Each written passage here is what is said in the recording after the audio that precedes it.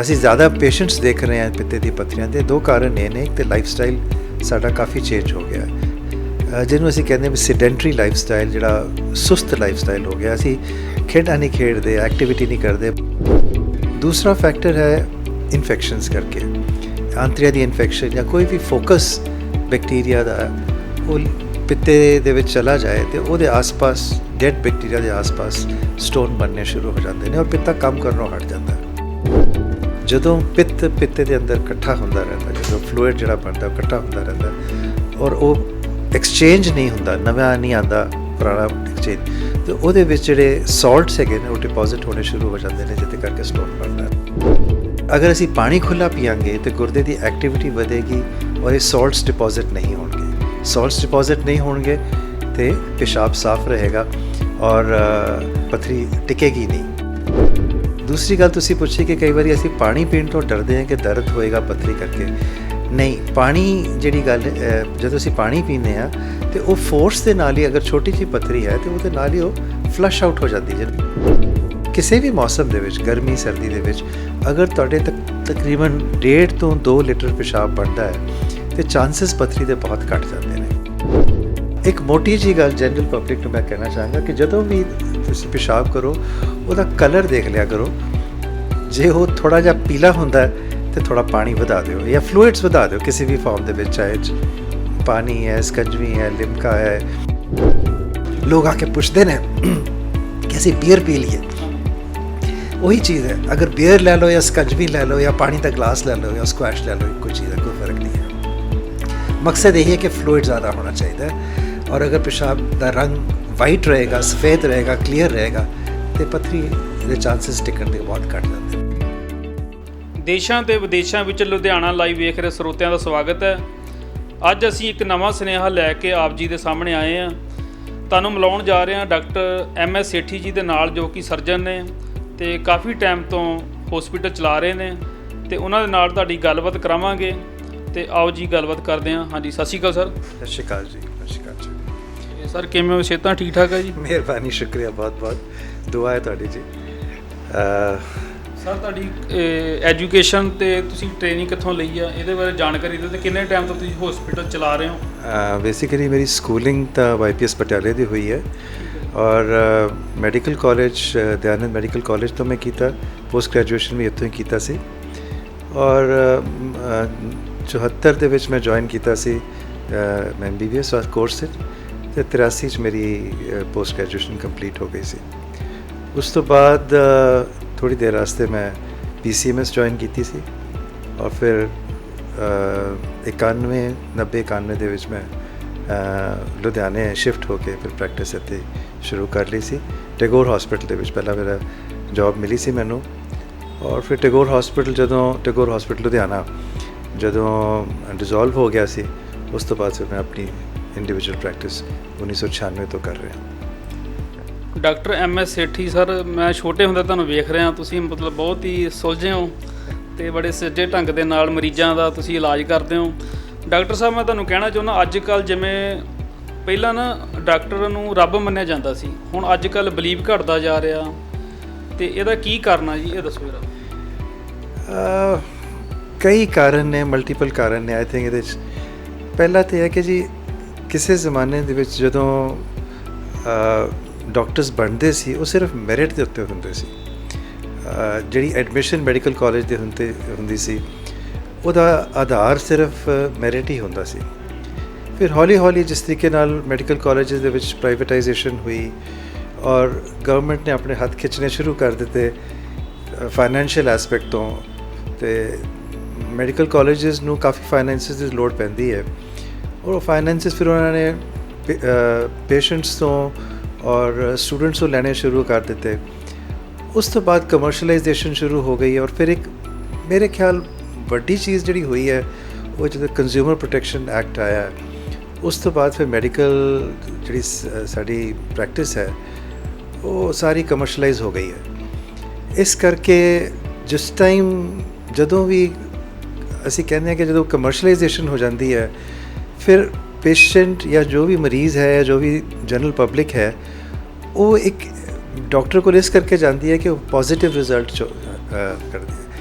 ਜਿਹੜੀ ਸਾਡੀ ਸਾਇੰਸ ਹੈ ਮੈਡੀਕਲ ਸਾਇੰਸ ਉਹ ਕੰਪਲੀਟ ਸਾਇੰਸ ਨਹੀਂ ਹੈ, ਹਰ ਰੋਜ਼ ਉਹ ਚੇਂਜ ਹੋ ਰਹੀ ਹੈ ਔਰ ਇੱਕ ਡਾਕਟਰ ਤੋਂ ਲੈ ਕੇ ਦੂਸਰੇ ਡਾਕਟਰ ਦੇ ਓਪੀਨੀਅਨਸ ਵੀ ਡਿਫਰੈਂਟ ਹੋ ਸਕਦੇ ਨੇ, ਤਰੀਕੇ ਡਿਫਰੈਂਟ ਹੋ ਸਕਦੇ ਨੇ। ਜਿਸ ਤਰ੍ਹਾਂ ਮੈਥਮੈਟਿਕਸ ਹੈ ਉਹ ਕੰਪਲੀਟ ਸਾਇੰਸ ਹੈ, 2 ਤੇ 2 4 ਹੀ ਹੋਣਾ, ਲੇਕਿਨ ਡਾਕਟਰੀ ਐਸੀ ਸਾਇੰਸ ਨਹੀਂ ਹੈ ਔਰ ਹਰ ਦਾ ਓਪੀਨੀਅਨ ਡਿਫਰੈਂਟ ਹੁੰਦਾ, ਹਰ ਡਾਕਟਰ ਦਾ ਵੀ ਓਪੀਨੀਅਨ ਡਿਫਰੈਂਟ ਹੁੰਦਾ ਹੈ, ਹਰ ਸਿਸਟਮ ਦਾ ਓਪੀਨੀਅਨ ਵੀ ਡਿਫਰੈਂਟ ਹੋ ਸਕਦਾ। ਸੋ ਇਸ ਕਰਕੇ ਉਹ ਜਿਹੜਾ ਮਰੀਜ਼ ਹੈ ਉਹ ਤਜ਼ਬਜ਼ਬ 'ਚ ਹੀ ਰਹਿੰਦਾ ਕਿ ਮੈਂ ਇਹਦੀ ਸੁਣਾ ਜਾਂ ਉਹਦੀ ਸੁਣਾ। ਸੋ ਇਸ ਕਰਕੇ ਉਹ ਟਰਸਟ ਨਹੀਂ ਬਣ ਪਾਉਂਦਾ।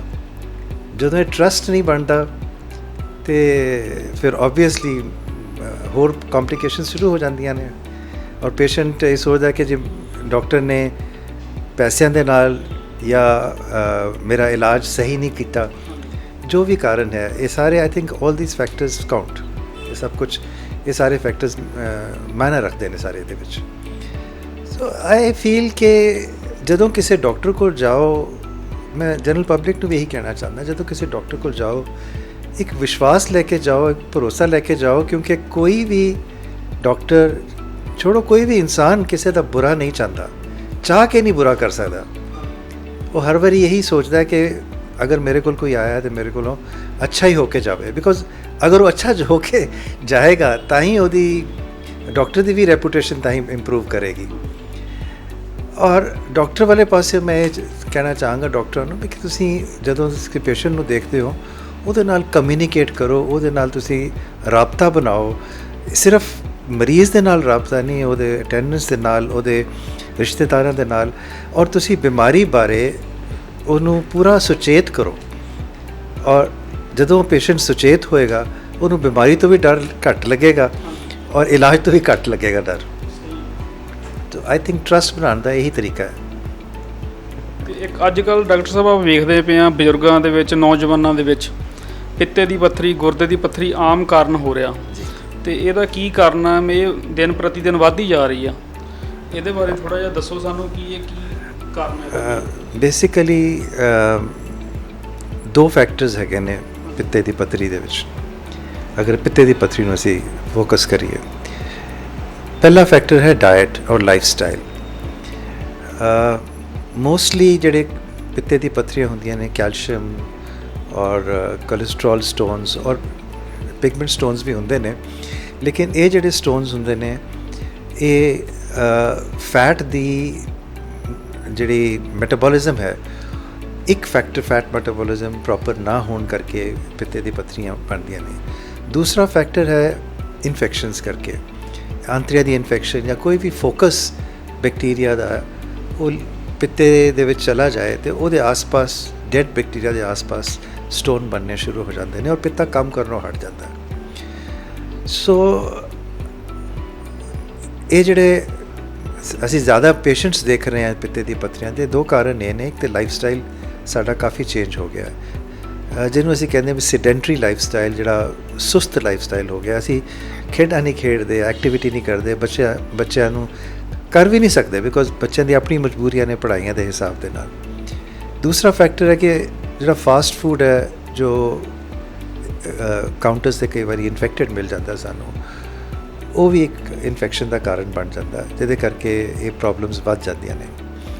ਸੋ ਇਹ 2 ਮੇਨ ਰੀਜ਼ਨਸ ਹੈਗੇ ਨੇ ਪਿੱਤੇ ਦੀ ਪੱਥਰੀ ਕਰਕੇ।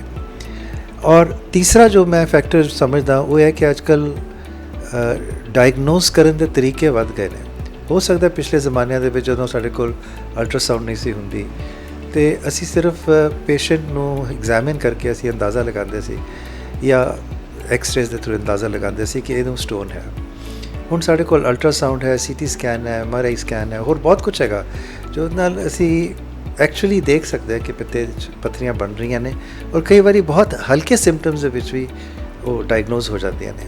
ਇਹ ਇੱਕ ਅੱਛੀ ਗੱਲ ਹੈ, ਮੇਰੇ ਖਿਆਲ ਇੱਕ ਅੱਛੀ ਗੱਲ ਹੈ, ਬਿਕੋਜ਼ ਕੰਪਲਿਕੇਸ਼ਨਸ ਆਉਣ ਤੋਂ ਪਹਿਲਾਂ ਹੀ ਪ੍ਰੋਬਲਮਸ ਪਤਾ ਲੱਗ ਜਾਂਦੀਆਂ ਨੇ। ਅੱਗੇ ਲੋਕਾਂ ਨੂੰ ਕੰਪਲਿਕੇਸ਼ਨਸ ਆ ਜਾਂਦੀਆਂ ਸੀ, ਫਿਰ ਇਲਾਜ ਔਖੇ ਹੋ ਜਾਂਦੇ ਸੀ ਔਰ ਡੈਥ ਰੇਟ ਵਾਸ ਮਚ ਹਾਇਰ।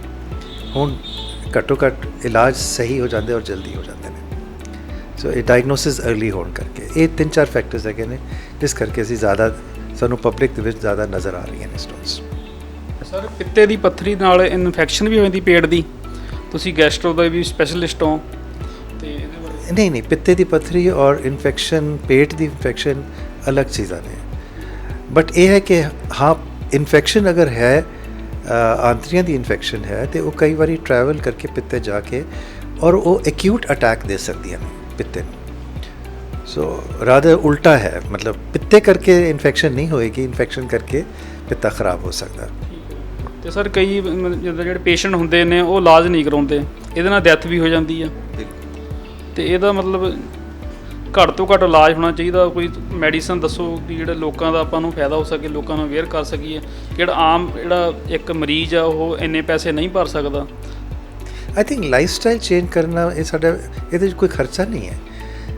ਐਕਟੀਵਿਟੀਜ਼ ਵਧਾਉਣਾ, ਸਪੋਰਟਸ ਦੇ ਵਿੱਚ ਅਸੀਂ ਫੋਕਸ ਕਰੀਏ, ਡਾਇਟ ਨੂੰ ਸਾਫ਼ ਸੁਥਰਾ ਰੱਖੀਏ, ਇਹਦੇ 'ਚ ਕੋਈ ਖਰਚਾ ਨਹੀਂ ਹੈ। ਸੋ ਆਮ ਪਬਲਿਕ ਨੂੰ ਮੈਂ ਇਹੀ ਕਹਾਂਗਾ ਕਿ ਆਪਣਾ ਖਿਆਲ ਰੱਖੋ, ਅੱਛਾ ਸਾਫ਼ ਸੁਥਰਾ ਖਾਣਾ ਖਾਣ ਦੀ ਕੋਸ਼ਿਸ਼ ਕਰੋ।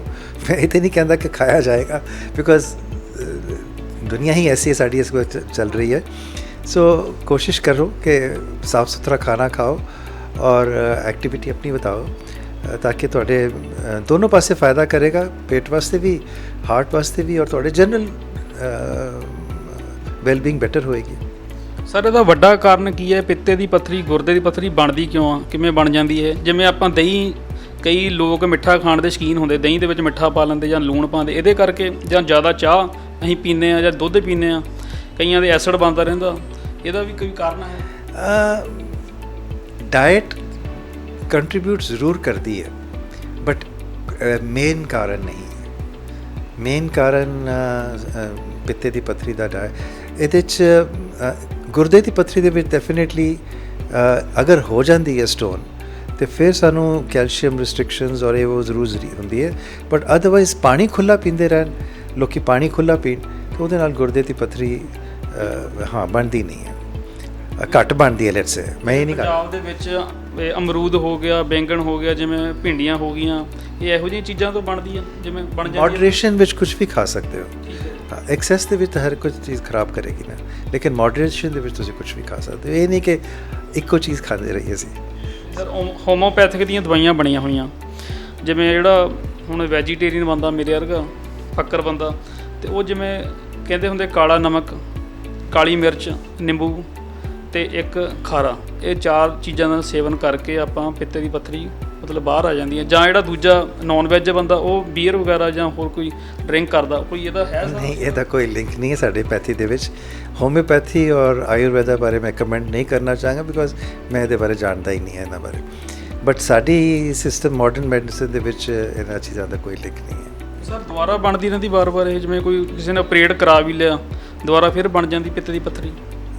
ਬੇਸਿਕਲੀ ਪਿੱਤੇ ਦੀ ਪੱਥਰੀ ਅਗਰ ਅਸੀਂ ਕਹੀਏ ਕਿ ਇਹਦੇ 'ਚ ਇੱਕ ਵਜ੍ਹਾ ਇਹ ਵੀ ਹੁੰਦੀ ਹੈ ਕਿ ਪਿੱਤਾ ਕੰਮ ਕਰਨੋਂ ਹਟ ਜਾਂਦਾ ਹੈ। ਕੰਮ ਕਿਉਂ ਨਹੀਂ ਕਰਦਾ? ਉਹ ਇਨਫੈਕਸ਼ਨ ਕਰਕੇ ਜਾਂ ਹਾਰਮੋਨਸ ਕਰਕੇ। ਸੋ ਉਹ ਕੰਮ ਕਰਨੋਂ ਹਟ ਜਾਂਦਾ। ਜਿਵੇਂ ਪ੍ਰੈਗਨੈਂਸੀ ਦੇ ਵਿੱਚ ਦੇਖਿਆ ਗਿਆ ਕਿ ਪਿੱਤੇ ਦੀ ਕੰਟਰੈਕਸ਼ਨ ਜਿਹੜੀ ਹੈ, ਪਿੱਤੇ ਦਾ ਸੁੰਗੜਨਾ, ਉਹ ਘਟ ਜਾਂਦਾ। ਜਦੋਂ ਪਿੱਤੇ ਦੇ ਅੰਦਰ ਇਕੱਠਾ ਹੁੰਦਾ ਰਹਿੰਦਾ, ਜਦੋਂ ਫਲੂਇਡ ਜਿਹੜਾ ਬਣਦਾ ਉਹ ਇਕੱਠਾ ਹੁੰਦਾ ਰਹਿੰਦਾ, ਔਰ ਉਹ ਐਕਸਚੇਂਜ ਨਹੀਂ ਹੁੰਦਾ, ਨਵਾਂ ਨਹੀਂ ਆਉਂਦਾ, ਪੁਰਾਣਾ ਐਕਸਚੇਂਜ, ਤੇ ਉਹਦੇ ਵਿੱਚ ਜਿਹੜੇ ਸਾਲਟਸ ਹੈਗੇ ਨੇ ਉਹ ਡਿਪੋਜ਼ਿਟ ਹੋਣੇ ਸ਼ੁਰੂ ਹੋ ਜਾਂਦੇ ਨੇ, ਜਿਹਦੇ ਕਰਕੇ ਸਟੋਨ ਬਣਦਾ ਹੈ। ਸੋ ਉਹ ਨੈਚੁਰਲ ਸਾਲਟਸ ਹੈਗੇ ਨੇ, ਲਿਵਰ ਦੇ ਵਿੱਚੋਂ ਬਣਾਏ ਜਾਂਦੇ ਨੇ, ਬਾਇਲ ਸਾਲਟਸ ਹੁੰਦੇ ਨੇ। ਸੋ ਉਹ ਨੈਚੁਰਲ ਸਾਲਟਸ ਹੁੰਦੇ ਨੇ, ਲੇਕਿਨ ਉਹ ਕਿਉਂਕਿ ਪਿੱਤਾ ਐਕਸਚੇਂਜ ਨਹੀਂ ਹੋ ਰਿਹਾ, ਇਸ ਕਰਕੇ ਉਹ ਡਿਪੋਜ਼ਿਟ ਹੋਣੇ ਸ਼ੁਰੂ ਹੋ ਜਾਂਦੇ ਨੇ, ਔਰ ਫਿਰ ਹੌਲੀ ਹੌਲੀ ਉਹਦੇ ਉੱਤੇ ਡਿਪੋਜ਼ਿਟਸ ਵੱਧਦੇ ਜਾਂਦੇ ਨੇ ਔਰ ਸਟੋਨ ਬੰਦਾ ਹੁੰਦਾ ਜਾਂਦਾ ਹੈ। ਸੋ ਡਾਇਟ ਦੇ ਨਾਲ ਇਹਦਾ ਲਿੰਕ ਬਹੁਤ ਘੱਟ ਹੈ। ਬੇਸਿਕਲੀ ਹੋਰ ਫੈਕਟਰਸ ਹੈਗੇ ਨੇ।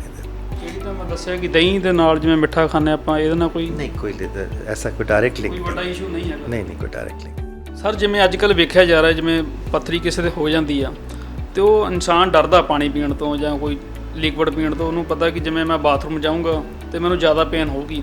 ਇਹਦੇ ਵਿੱਚ ਸਾਨੂੰ ਪਾਣੀ ਵੱਧ ਤੋਂ ਵੱਧ ਪੀਣਾ ਚਾਹੀਦਾ। ਕੋਈ ਹੈ ਨੁਕਸਾਨ ਇਹਦਾ, ਕੋਈ ਫਾਇਦਾ ਸਾਨੂੰ?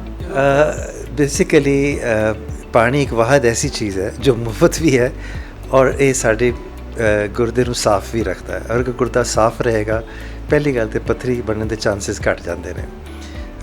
ਗੁਰਦੇ ਦਾ ਕੰਮ ਇਹੀ ਹੁੰਦਾ ਹੈ ਕਿ ਸਾਡੀ ਬਾਡੀ ਦਾ ਪਾਣੀ ਦੇ ਜ਼ਰੀਏ ਕਾਫੀ ਸਾਰੇ ਜਿਹੜੇ ਗਲਤ ਪਦਾਰਥ ਨੇ, ਜਿਹੜੇ ਸਾਡੇ ਵੇਸਟ ਪ੍ਰੋਡਕਟਸ ਹੈਗੇ ਨੇ, ਉਹਨਾਂ ਨੂੰ ਕੱਢਦਾ।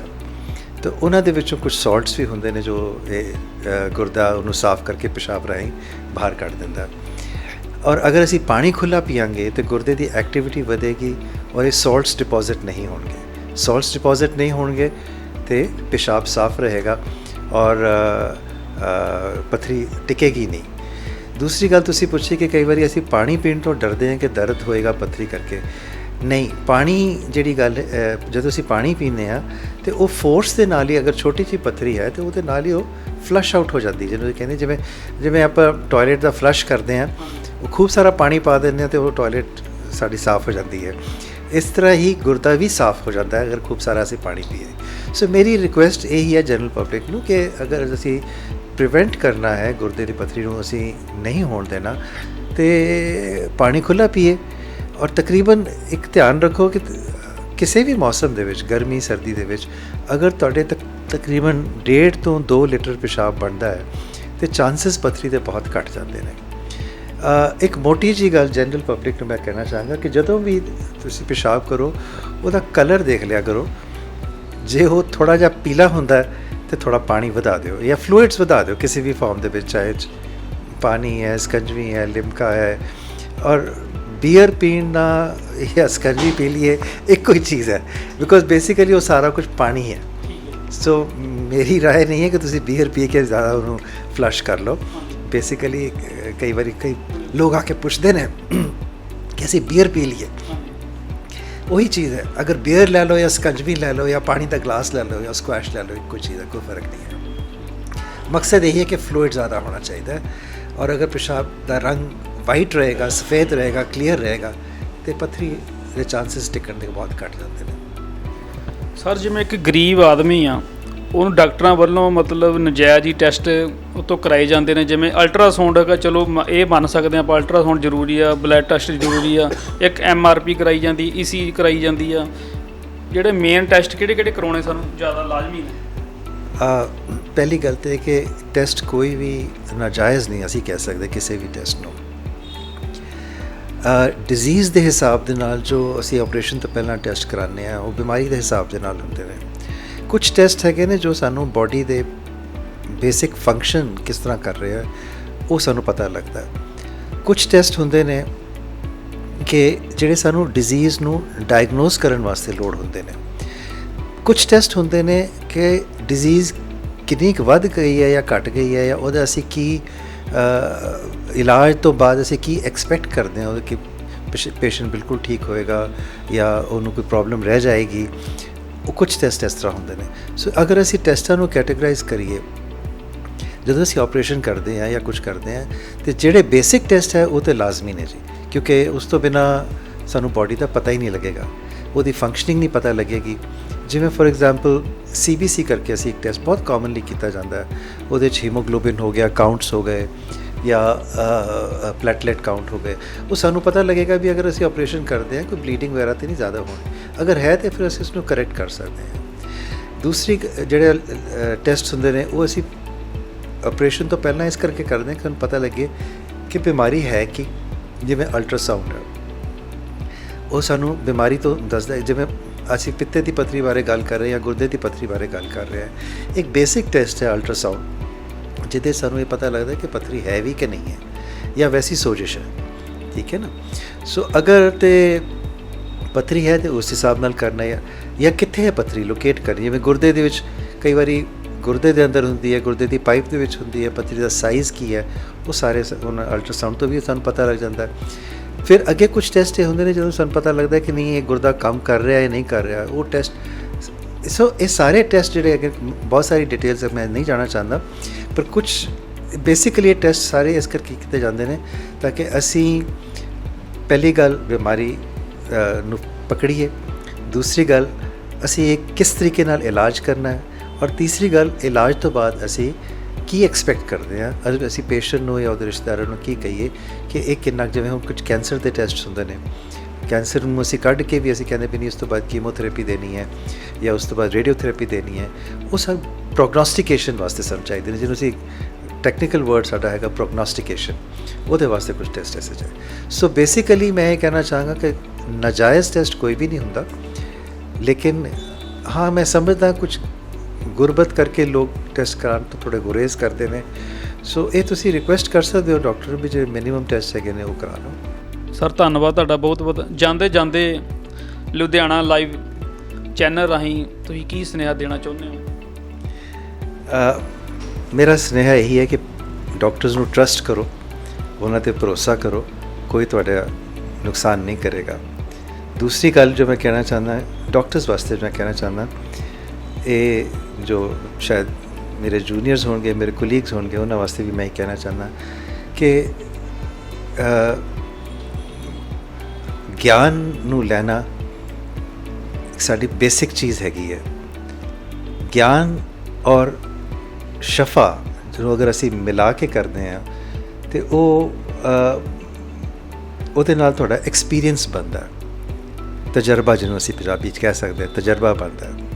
ਔਰ ਅਗਰ ਤਜਰਬੇ ਨੂੰ ਅਸੀਂ ਮੈਨਰਿਜ਼ਮਸ ਦੇ ਨਾਲ, ਤੁਹਾਡੇ ਜਿਸ ਤਰੀਕੇ ਨਾਲ ਤੁਸੀਂ ਗੱਲ ਕਰਦੇ ਹੋ, ਜਿਸ ਤਰੀਕੇ ਨਾਲ ਪੇਸ਼ੈਂਟ ਦੇ ਨਾਲ ਪੇਸ਼ ਆਉਂਦੇ ਹੋ, ਉਹਨੂੰ ਅਸੀਂ ਅਗਰ ਕੰਬਾਈਨ ਕਰ ਦਈਏ ਤਜਰਬੇ ਦੇ ਨਾਲ, ਅਤੇ ਇੱਕ ਪੇਸ਼ੈਂਟ ਦੇ ਵਿੱਚ ਟਰਸਟ ਬਣਦਾ, ਭਰੋਸਾ ਬਣਦਾ। ਔਰ ਇਹ ਭਰੋਸਾ ਬਹੁਤ ਜ਼ਰੂਰੀ ਹੈ ਲੋਕਾਂ ਦੇ ਵਿਚਕਾਰ ਔਰ ਡਾਕਟਰਾਂ ਦੇ ਵਿਚਕਾਰ ਰਿਸ਼ਤੇ ਨੂੰ ਮਜ਼ਬੂਤ ਕਰਨ ਵਾਸਤੇ। ਜਿੰਨੀ ਦੇਰ ਤੱਕ ਸਾਡਾ ਕਿਸੇ ਚੀਜ਼ ਦੇ ਨਾਲ ਰਿਸ਼ਤਾ ਮਜ਼ਬੂਤ ਨਹੀਂ ਹੋਏਗਾ, ਉਹ ਗੱਲ ਬਣਦੀ ਨਹੀਂ। ਚਾਹੇ ਉਹ ਡਾਕਟਰਸ ਔਰ ਪਬਲਿਕ ਹੈ, ਚਾਹੇ ਉਹ ਪੋਲੀਟੀਸ਼ੀਅਨ ਔਰ ਪਬਲਿਕ ਹੈ, ਚਾਹੇ ਉਹ ਐਡਮਿਨਿਸਟ੍ਰੇਟਰਸ ਔਰ ਪਬਲਿਕ ਹੈ। ਸੋ ਪਬਲਿਕ ਦੇ ਨਾਲ ਰਿਸ਼ਤਾ ਅਗਰ ਅਸੀਂ ਮਜ਼ਬੂਤ ਆਪਣਾ ਕਰਾਂਗੇ, ਟਰਸਟ ਬਣਾ ਕੇ ਰੱਖਾਂਗੇ, ਔਰ ਪਬਲਿਕ ਨੂੰ ਵੀ ਇਹ ਚਾਹੀਦਾ ਹੈ ਕਿ ਭਰੋਸਾ ਕਰੋ, ਕੋਈ ਡਾਕਟਰ ਕਿਸੇ ਨੂੰ ਨੁਕਸਾਨ ਨਹੀਂ ਪਹੁੰਚਾਉਣਾ ਚਾਹੁੰਦਾ, ਔਰ ਇਹ ਸਾਰੀ ਪ੍ਰੋਬਲਮ ਸਾਡੀਆਂ ਅੱਧੀਆਂ ਰਹਿ ਜਾਣਗੀਆਂ। ਅਸੀਂ ਵੀ ਲੋਕਾਂ ਨੂੰ ਅੱਛੀ ਤਰ੍ਹਾਂ ਟਰੀਟ ਕਰ ਸਕਾਂਗੇ ਔਰ ਲੋਕਾਂ ਨੂੰ ਵੀ ਪ੍ਰੋਪਰ ਟਰੀਟਮੈਂਟ ਮਿਲ ਸਕੇਗੀ। ਧੰਨਵਾਦ ਡਾਕਟਰ ਸਾਹਿਬ। ਇਹ ਸਨ ਡਾਕਟਰ MS ਸੇਠੀ। ਅਗਲੀ ਵਾਰ ਕੁਝ ਨਵਾਂ ਵਿਸ਼ਾ ਲੈ ਕੇ ਤੁਹਾਡੇ ਨਾਲ ਹਾਜ਼ਰ ਹੋਵਾਂਗੇ।